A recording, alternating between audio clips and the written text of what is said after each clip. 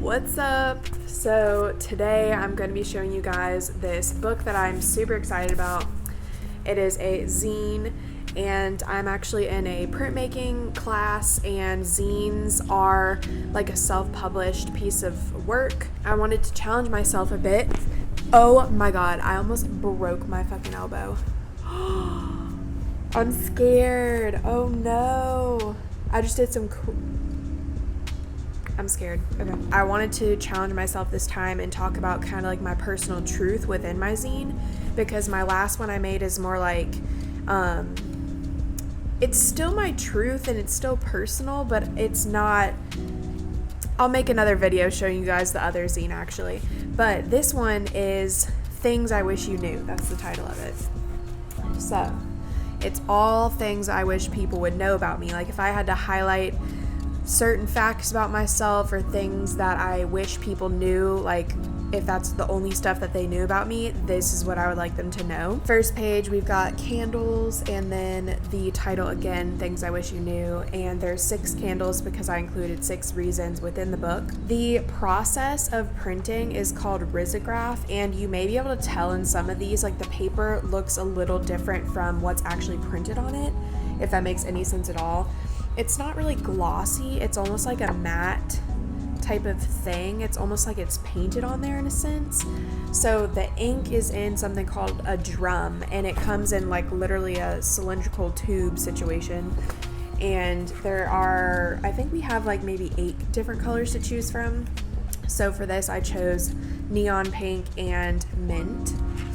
And then the paper that I got, it was a, I think 50 pack with 5 different colors, 10 of each, and they were like shades of pink and then this nice like nude type color, and I got the theme like ice cream from looking at it, so that's why I'm wearing a cupcake shirt, because the theme of the book is related to that. I thought the message could be delivered in a way that looks cutesy and nice and all this stuff, but it's like actually like deeper things about myself, so it's like presented in a cute way, but it's like real as shit.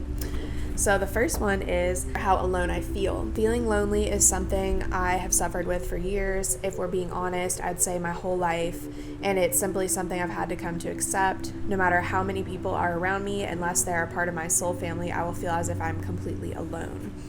So all the visuals kind of relate back to the message of each page, and then I did kind of like a birthday candle up in the corner. Second one, how much love means to me. Love is something my heart and soul deeply crave, yet it is the one thing that seemingly escapes me and has yet to stick around. Ever since as long as I can remember, I have always wanted a partner to share my life with. The problem with this mentality too early in life is the fact that there are 0 men, and I freaking circled 0 men because it's for real, my age, ready for serious commitment, and that is why I end up alone 10 out of 10 times, for the meantime at least. People simply aren't ready for the big love I have to give. And then over here I did like another little side note. The truth is that I have to be patient and wait, and then I did like some hearts and such. So with this, it's kind of like the style of how I used to journal. I don't journal anymore, but whenever I would highlight different things by doing it in a different color, or I would bold something or use a different font. So I tried to kind of replicate that same message here. And then here is so nice. This is the center of the book, and I decided to hand stitch these, and I did every other color. I should have shown this in the damn beginning because this is exciting. Look at this, how cute this is. So basically a saddle stitch is this minus the dots, but I was looking up some YouTube video on how to bind books by yourself, like hand doing it, and this dots pattern came up, and I thought it was so cute, and it kind of reminds me of sprinkles, so it kind of matches the theme. This is the back of the book, Madison Haven. See, like I wanted to do variety, so we had the mint right here for the inner stitching, and then the pink. So it's kind of like a set. Number 3, how hyper self-aware I am, and then I wrote the word me a bunch of times around here, and then I have one in green, and then the rest are in pink. So if you were to sit here and like read this book yourself, you could pick up on the fact that the green parts kind of go together. Like as I read these, they kind of mirror each other and match. Don't get me wrong, I'm so proud of myself for being so self-aware, but as time goes on, the not so great side of this comes out. It's all about perspective. Some days this is my favorite quality about myself, and others it feels like a nuisance because it reminds me how heavily on my own path I am. I always feel like I'm in Madison land.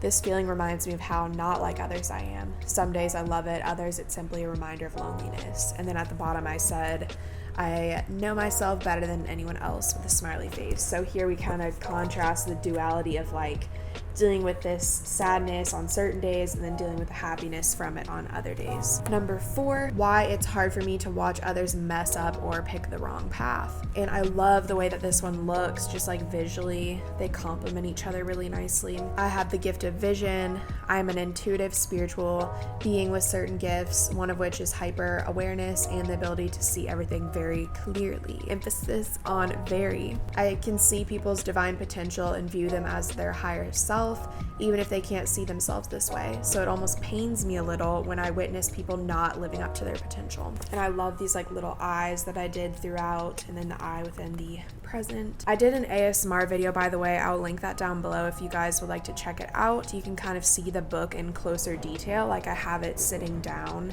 instead of me being like the focus on it, you know what I'm saying? I just thought I'd read this one different and do it more like a story time kind of vibe. Number 5 is how important the dream is to me. The dream keeps me going. The dream motivates me.